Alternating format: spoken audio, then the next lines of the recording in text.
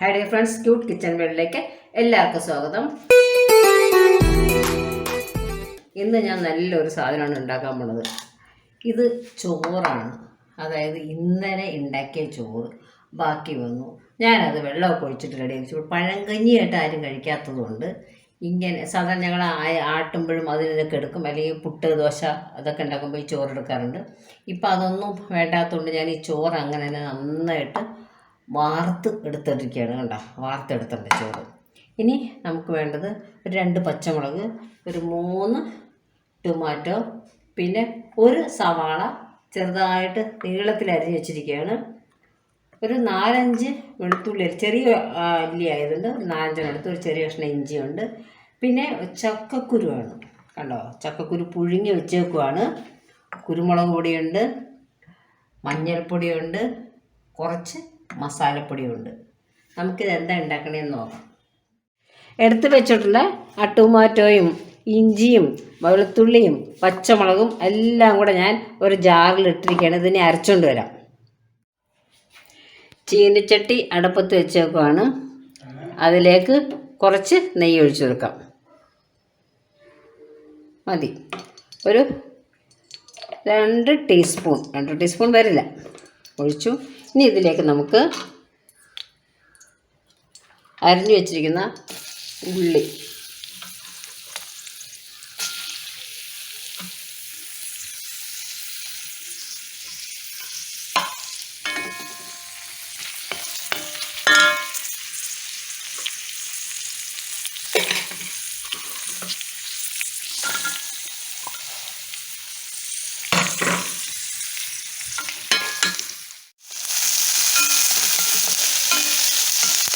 നന്നായിട്ടൊന്ന് മൂക്കണം. നമുക്കിതിലേക്ക് ഉപ്പിട്ട് കൊടുക്കാം.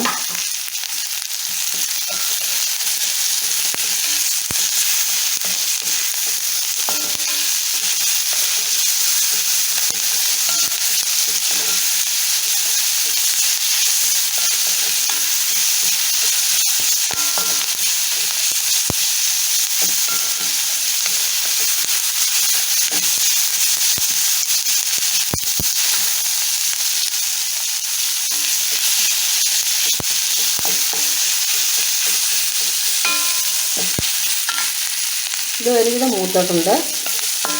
ഇതിലേക്ക് നമുക്കിതിലേക്ക് ഒരു 3/4 ടീസ്പൂൺ, 3/4 തികച്ചില്ല, കുരുമുളക് പൊടി.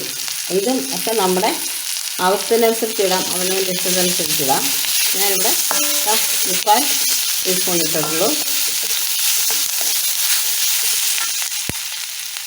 ഇനി ഇതിലേക്ക് മഞ്ഞൾപ്പൊടിയും ഗരം മസാലയാണ്, അതും കൂടി ഇട്ട് കൊടുക്കണം. അതൊരു 1/2 ടീസ്പൂൺ ഇട്ടിട്ടുണ്ടായിരുന്നു. ഇനി ഇത് നന്നായിട്ട് മൂക്കട്ടെ. നമുക്കിതിലേക്ക് തീ കുറച്ച് കൊടുക്കാം.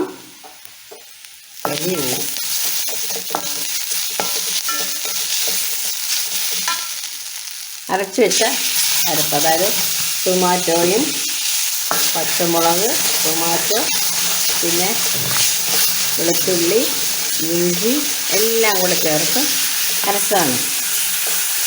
പച്ചമുളകും വെളുത്തുള്ളിയും ഇഞ്ചി എല്ലാം കൂടെ ചേർത്തരച്ചത് ഇതിനകത്തിട്ട് ഒഴിച്ചു.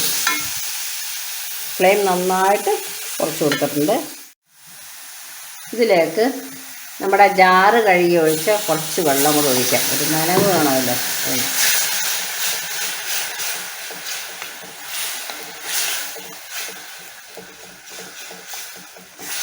ഉപ്പൊക്കെ നോക്കണം.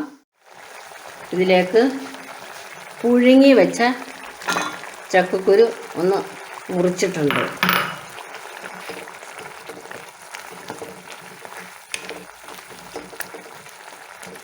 ഈ ചക്കക്കുരുവിൽ കുറച്ച് അരപ്പൊന്ന് പിടിച്ചോട്ടെ. ഞാൻ തനിയാണ് ഇന്ന് എടുക്കുന്നത്. അപ്പം അതുകൊണ്ട് അതിൻ്റേതായിട്ടുള്ള ചെറിയ ചെറിയ ഒരു പോരായ്മകളുണ്ടാവും. സ്റ്റാൻഡിൽ വയ്ക്കാതെ കൈ പിടിച്ചിട്ടാണ് ഉണ്ടാക്കുന്നത്. ഇത് ഏകദേശം ആയിട്ടുണ്ട്. ഇത് പച്ചച്ചുവയൊക്കെ മാറിയെന്ന് നോക്കണം. ഈ അരപ്പിൻ്റെ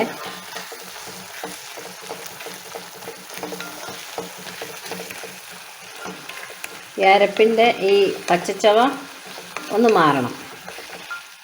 ഇനി നമുക്കിതിലേക്ക് എടുത്തു വെച്ച ചോറ് കുറച്ചൊന്ന് ഇട്ട് കൊടുക്കാം.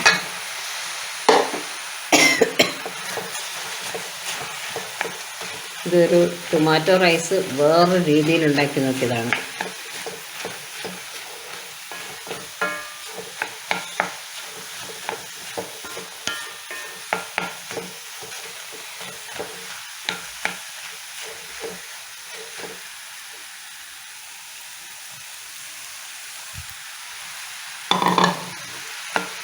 ഇതിപ്പോൾ 2 പേർക്ക് നന്നായിട്ട് കഴിക്കാം.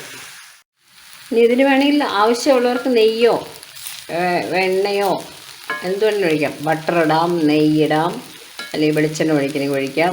എന്താ ചെയ്യുക, ഞാനിപ്പോൾ അതൊന്നും ഞാൻ ആദ്യം ആ ഒഴിച്ച ഒരു 2 ടീസ്പൂൺ ഫുൾ ഒഴിച്ചിട്ടില്ലായിരുന്നു. അത് തന്നെയാണ്. നല്ല ടേസ്റ്റിയും കാണാനും നല്ല ഭംഗിയുണ്ട് അല്ലേ. നമുക്കിതൊന്ന് ടേസ്റ്റ് ചെയ്ത് നോക്കാം അല്ലേ. ഇത്രയേ ഉള്ളൂ. ഫ്ലെയിം ഓഫ് ചെയ്യുകയാണ്. നമ്മുടെ ടൊമാറ്റോയും ചക്കക്കുരുവും ഒക്കെ വെച്ചുണ്ടാക്കിയ ഈ ചോറ് കണ്ടോ, നല്ല ഭംഗിയുണ്ട് കാണാനല്ലേ.